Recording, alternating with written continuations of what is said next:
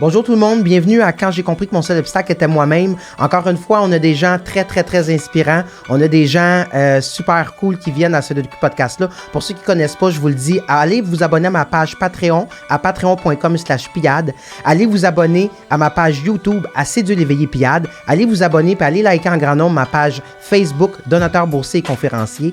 Écoutez, vous savez, on a eu des grandes personnes ici. On a eu Sans Pression qui est venu. On a eu Joanie Dicat, plein d'autres personnes. Mais la personne qui vient ici, malgré nonobstant le fait que j'ai adoré tous ceux qui sont venus, c'est vraiment mon coup de cœur. C'est quelqu'un qui, écoutez, souvent on dit, hey, j'ai souvent entendu du monde dire, hey, je ferai pas 10 minutes de marche, c'est trop long. Mais pour elle, 10 minutes, c'est juste trop court. Je vous présente quelqu'un d'exceptionnel. Écoutez, pour elle, 40,2 km, encore, c'est ridicule. Elle veut tout le temps pousser ça encore plus loin. Je vous présente quelqu'un qui fait d'ultra expirant, qui fait des marathons en chaise roulante, Janie Barré.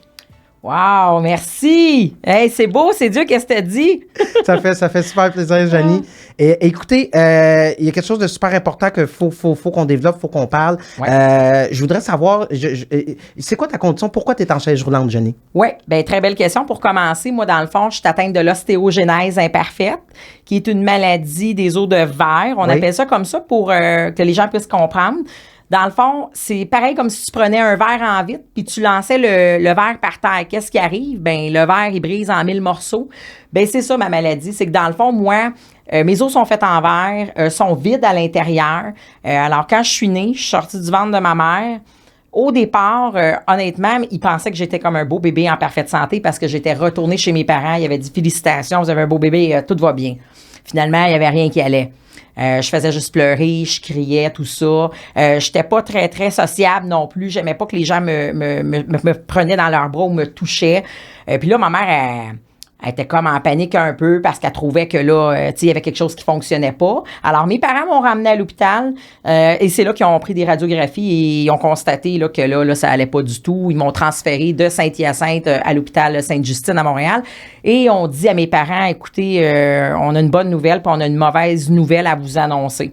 Ils ont dit la bonne nouvelle, ben c'est qu'on sait qu'est-ce que votre enfant a là. Tu sais, déjà en partant, c'est une bonne nouvelle d'une certaine façon parce que des fois, on sait qu'on cherche longtemps avant de comprendre c'est quoi la maladie. Moi, ils savaient déjà.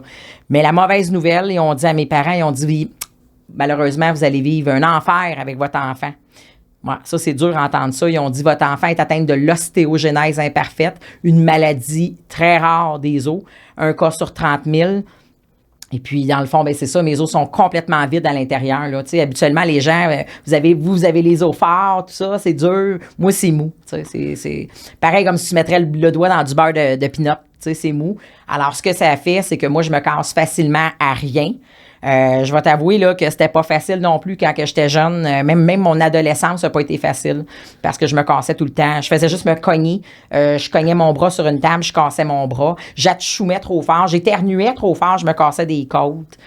Toutes des petites niaiseries comme ça. Fait que en tout, honnêtement, j'ai eu 157 fractures depuis ma naissance.